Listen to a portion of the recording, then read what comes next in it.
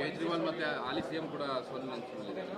ದೆಹಲಿಯ ಏನು ಸಮಸ್ತ ನಾಗರಿಕರು ಇದ್ದಾರೆ, ಅವರು ಏನೇನು ಕಷ್ಟಗಳು ಅನುಭವಿಸ್ತಾ ಇದ್ರು, ದೆಹಲಿಯ ಸರ್ಕಾರದ ಅನೇಕ ಏನು ಸ್ಕ್ಯಾಮ್ಗಳಿತ್ತು ಅದೆಲ್ಲನೂ ಕೂಡ ಗಮನಿಸಿ, ಅವ್ರಿಗೆ ಏನು ದುರಾಡಳಿತ ಇತ್ತು ಅದೆಲ್ಲನೂ ಕೂಡ ಗಮನಿಸಿ ಇವ್ರನ್ನ ಏನು ಸೋಲಿಸಿದ್ದಾರೆ.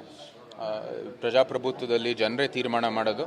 ಅವರು ಇವತ್ತು ನಮ್ಮ ದೆಹಲಿ ಭಾಜಪಾಗೆ ಒಂದು ಒಳ್ಳೆ ಫಲಿತಾಂಶ ಕೊಟ್ಟಿದ್ದಾರೆ. ಈ ಭ್ರಷ್ಟ ಸರ್ಕಾರವನ್ನು ಇಳಿಸಿದ್ದಾರೆ.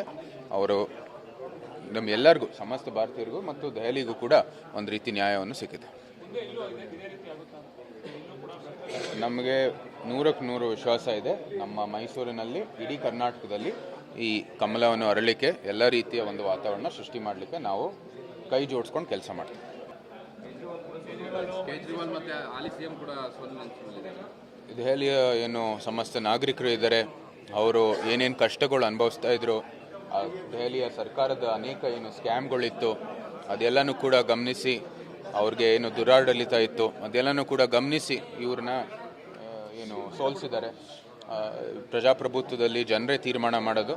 ಅವರು ಇವತ್ತು ನಮ್ಮ ದೆಹಲಿ ಭಾಜಪಾಗೆ ಒಂದು ಒಳ್ಳೆ ಫಲಿತಾಂಶ ಕೊಟ್ಟಿದ್ದಾರೆ. ಈ ಭ್ರಷ್ಟ ಸರ್ಕಾರವನ್ನು ಇಳಿಸಿದ್ದಾರೆ.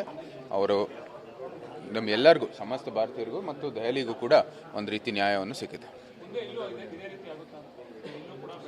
ನಮಗೆ 100ಕ್ಕೆ 100 ವಿಶ್ವಾಸ ಇದೆ. ನಮ್ಮ ಮೈಸೂರಿನಲ್ಲಿ, ಇಡೀ ಕರ್ನಾಟಕದಲ್ಲಿ ಈ ಕಮಲವನ್ನು ಅರಳಿಕೆ ಎಲ್ಲ ರೀತಿಯ ಒಂದು ವಾತಾವರಣ ಸೃಷ್ಟಿ ಮಾಡಲಿಕ್ಕೆ ನಾವು ಕೈ ಜೋಡಿಸ್ಕೊಂಡು ಕೆಲಸ ಮಾಡ್ತೀವಿ.